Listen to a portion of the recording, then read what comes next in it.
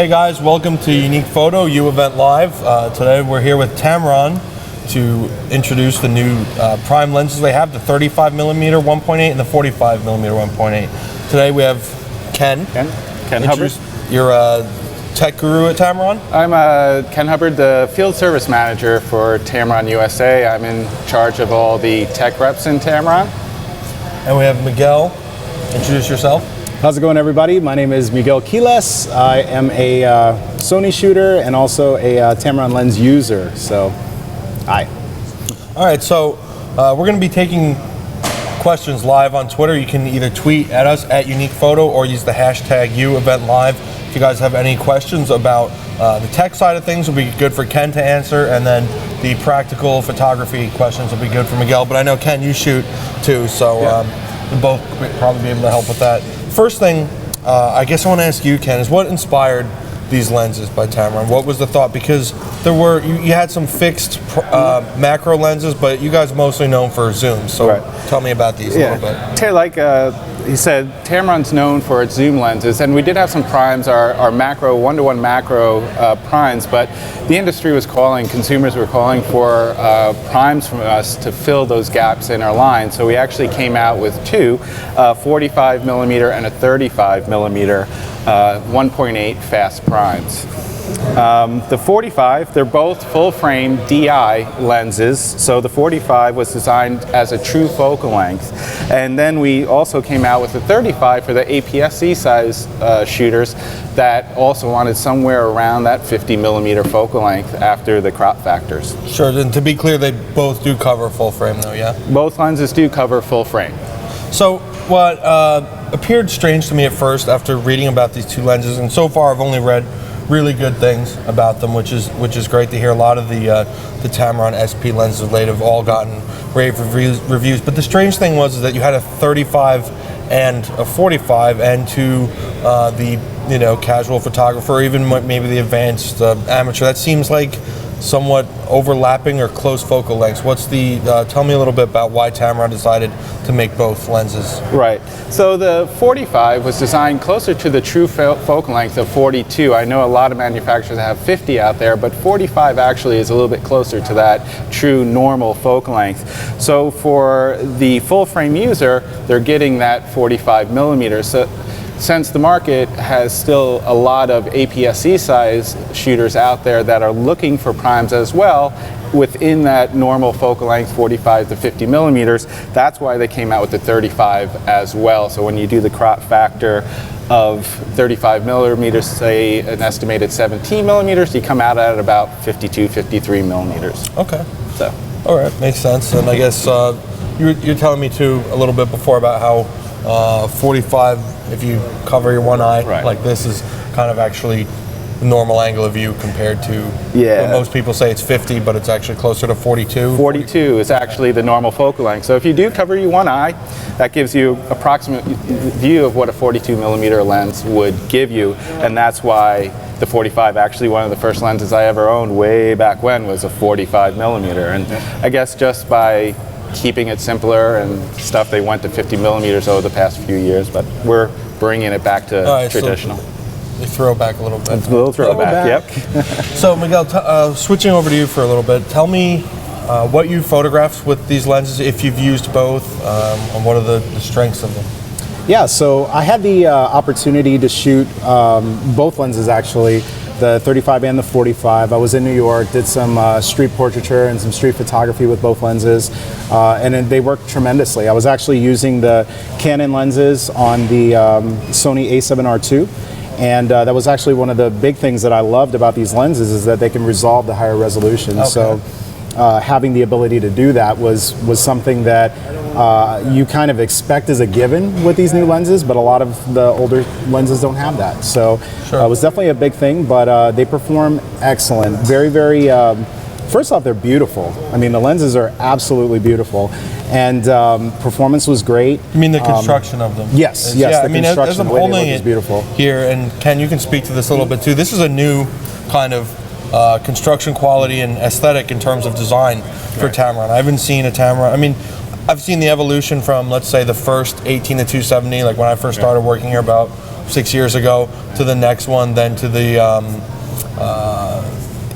18 to 3, and now this. I've seen like it's like you're growing up a little bit almost in terms of design. This is really clean, good material on here. And what's this on the silver on? Yeah, the overall, we'll start with the overall material. We went to an anodized aluminum for a feel, and they spent a lot of time researching and developing these lenses, all from the aesthetic feel, just how it feels in your hand, to where all the controls are. And when you do put it on a camera and start using the controls, everything is very natural. And then they also designed this new luminous gold ring that is going to be on all our SP lenses from here going forward. It's going to kind of represent that standard of lenses, and we are redefining our SP line as in what the quality is. And Miguel had said the resolving the power of today's sensors, you know, you have 36 megs and 50 meg sensors out there now, and these lenses now resolve up to that 50 meg sensor limit, which is really outstanding. And that's important. You've used, I know, a variety of the different high-end cameras before, and you can certainly appreciate that difference it makes, right? Yeah, absolutely. I mean, that's something that, again, it's a given. You know, when you're buying a new lens, all these new cameras nowadays are pushing, 30, 40, 50 megapixels, and so it's really, really important that if you're spending this money, that you're not kind of investing yourself out of the market, Sure. So, I mean, what's the good is, $3,000-$4,000 camera with high resolution if you can't take advantage of exactly. all of it. And even some of the OEM lenses from manufacturers are they're good. No, I think in most modern photographic discussions, nothing's really bad per se, but you're not getting full advantage with some of the older lenses that are even from the OEM, camera manufacturers. So very, very this true. is a nice. And then we're back to the design of the lens. The font typeface here reminds me of Leica just a little bit, so it's kind of. Keeping it simple, keeping it back, again, bringing nice it back to traditional. Really enjoy that. So what kind of photographs have you been taking? You do a lot of portraits, right? Yeah. So I did a lot of, in particular with these, it was kind of funny. It was a friend of mine walking around New York, and we literally were just trying to photograph everything. We photographed buildings, we photographed cars, we were photographing people walking and tracking, and just trying to see what the performance of this lens would be like. And in each scenario, it performed very, very well. What was very funny at the time was that I didn't realize that these were in the price ranges that they were in. I was expecting them to be at a much higher price range. So what are the prices? Ken? Both are coming in at $599. Both? Okay. Both are $599. Interesting. Yeah. I mean, you could actually pick up both and be, yeah, you're in the price less. Of some other high-end lenses are more expensive. So yeah, you usually normally shoot with longer lenses because you do portraiture, but you said you were taking like just some street photography type pictures. Yeah. I think it'll be excellent for that kind of work. Absolutely, it'd be great for. We're live. Anything can happen. Anything can happen, right? This is great. No, I mean, there's a lot of different applications for this, and I think for somebody like myself that's a Sony shooter, I've got the A7R II and the A7 II, which are kind of my go-to workhorse lenses, and I'm using these with a very simple generic adapter. On the A7R II, the autofocus is fantastic. I mean, absolutely fantastic autofocus, just as it would be if I was, shooting on a DSLR or any other camera. On the A7 II, one of the things that I really appreciate is that with the adaptive, the autofocus with any lens is not the best, but Tamron decided to make a really, really nice, very functional manual focus ring. Very, very smooth, great grip. It's wide, which is something that I've used some lenses where it's like super thin, and I'm trying to if I have this up to my face, I don't know where that ring is. It seems like it's an appropriate throw from infinity to closest, and that's another thing I wanted to bring up, because you both just told me before we went on. I was unaware of it. I mean, the close focus distance for both lenses. Tell me about the reproduction ratio and macro shooting with these. He can get into the technical. Okay. All right. So the 45 millimeter, the two things we're really proud of with this is the minimum focus distance and the magnification ratio. So on the 45 millimeter, it's about 11.4 inches minimum focus distance from the sensor, which gives you about a 3.4 magnification ratio, which is pretty outstanding. Then on the 35 millimeter, it's a 7.5 minimum focus distance with a 1 to 2.5 magnification ratio. So not only can you do street portraiture and images like that, you also do great close-ups. And I've been out shooting close-ups of butterflies, bugs, and all this stuff where normally I'd have to take out my 90 millimeter. Now, with these, it's just fantastic. Are we still on? No, this thing's dying. Oh. There we go. All right. Are we back live? We're back live. Sorry about that. All right, so just, I guess, back up, if you were talking about the reproduction ratio. Sorry to make you do it again. All right, not a problem. It helps me memorize all these numbers. Right, so when everyone asks you later, you'll know. So on the 45 millimeter, we have a minimum focus distance of 11.4 inches, and that's from your sensor of your camera, which gives you a magnification ratio 1 to 3.4, which is outstanding. It's the best in the industry as far as that size prime goes. And then on the 35, we have a 7.5 minimum focus distance, which equals a 1 to 2.5 magnification ratio, so even more magnification, which is pretty outstanding. That's great. I mean,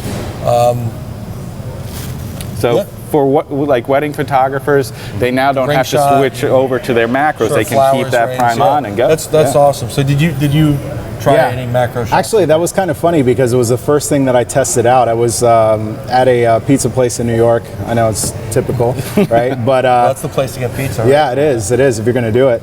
But so I ended up, I had my food there and I was doing some like impromptu food photography. Sure. And typically with your 35 and 45 or 50 millimeter focal lengths, you can't really get in very close to the food.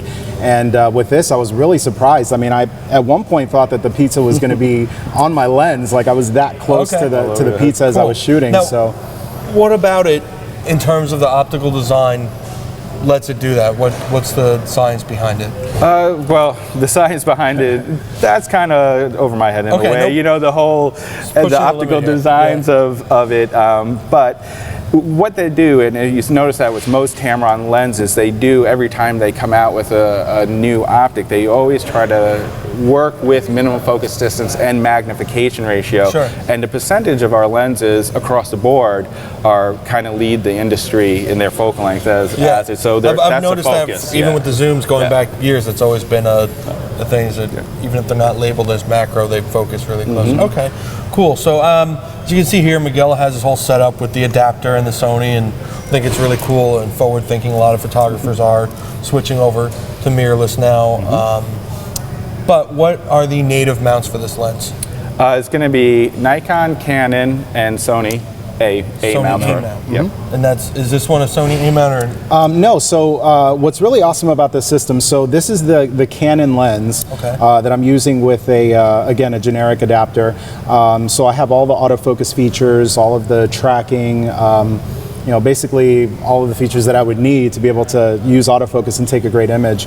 When the A mount lens comes out, there's an A mount adapter which is available for this, which will give me full use of all of the different focus points. The 399 LAEA3, right? LAEA3, right? So when that A mount version comes out, Sony users will have the ability to be able to use that particular lens. But to be honest with you, in the meantime, I mean, I'm using the adapter. It works great. The first 4 months of my career using mirrorless, I used all Canon glass with the adapter, and it worked great. So that's the $1 million question: is that with the increase in popularity of mirrorless cameras, is there a plan to make any native E mount? Because you guys did make it 18-2 for E mount APS, I remember. Any plan to bring these or future lenses to E mount or maybe micro four thirds? Well, the good news is that Tamron is very aware of where the market is going, and they've let us know they are working on looking at the possibilities of what would be our next step for FE and E mount. Cool, perfect. Question about the adapter and the VC. Let's say there's a camera like this, has in-body stabilization, and this lens, the Canon one, has the VC in it. How does that work? Do they work in tandem? Do you turn off the VC when you're shooting? with I can look. So oftentimes, especially with the A7R2 and the A7 II, they have 5-axis in-body image stabilization. So for all intents and purposes, I always turn VC off when I'm using these lenses. But that's just me. That's just kind of the old school nature of whenever I shoot with camera bodies that have that stabilization built in, I just turn it off. And it works great. So I couldn't imagine turning it on that it would really be that much of a difference. Right. Maybe it is from a technical standpoint, but my images come out sharp. So. Right. From what I understand, I don't think you get like that double bonus. Yeah, exactly. That's what I It's not a twofer. Which is kind of nice. But, So will the A-mount version have the VC in it or no? I have to look into Okay. it. Probably will not. doesn't. Yeah, probably Okay, will it doesn't. not. Understandable, because Yeah. I remember that going back years, they usually don't. Yeah. Cool. So one thing I noticed, I just took a couple snapshots with the 45 really quickly. I noticed the way that the out of focus areas, the bokeh is rendered. It looks really nice. It's smooth. I'm sure you messed with that a little bit. Speak Absolutely. on that a little bit compared to maybe some other traditional like 50mm lenses. Absolutely. Well, also keep in mind, looking at lenses in this price range, you typically don't see circular bokeh. You see sometimes it's a little off. Right. And that was the first thing that I tested, and the first thing that I noticed with this lens is, and again, I don't know how the tech works. I imagine it's from the blades that it produces that circular, really beautiful bokeh that I'm used to seeing in a more expensive lens. Yeah. But yet you're getting it in a $5.99 lens. It's It is a crazy. 9-blade aperture. 9-blade Yeah, aperture. 9-blade aperture. So So, do it. it's the bokeh looked really nice. It was Yeah. very pleasing. Similar to what I would expect out of a lens that costs a whole lot more. Okay. So that's really been the thing for me. And that's is- why I noticed. is I that. picked it up, just took a snapshot of our video guy Tim, and it looked beautiful. Yeah. The way it rendered everything. So Yeah, very sharp, impressive. very, very sharp. Absolutely. These are available now. They are, And we are actually just wrapping up. We're giving one of these away here today at Unique Photo. So Yep. Ken, explain that. If you stop down to Unique Photo today and take a look at our prime lenses, you're in the running to win one. We'll draw it, I believe, at the end of today. We're also doing, in conjunction with that, the Tamron Tailgate stop here today, which includes free seminars from noon to 4 p.m. and then a paid-for seminar from 6 to 8 p.m. tonight. So, and free lunch. So. Wonderful. free lenses and free food, man. Can't beat it. I don't see it. We didn't get any questions live, but I think we pretty much covered everything we have. So thanks for tuning in, guys. If you have any more questions to follow up, the hashtag is UEventLive, or you can tweet directly at us, Unique Photo. And what's your Twitter? Mine is Miguel Quiles NYC. And if they have questions for Ken? You can email me at hubbard@tamron.com. All right, great, guys. Thanks a lot. Yeah. Great. Awesome. Thanks. Cool.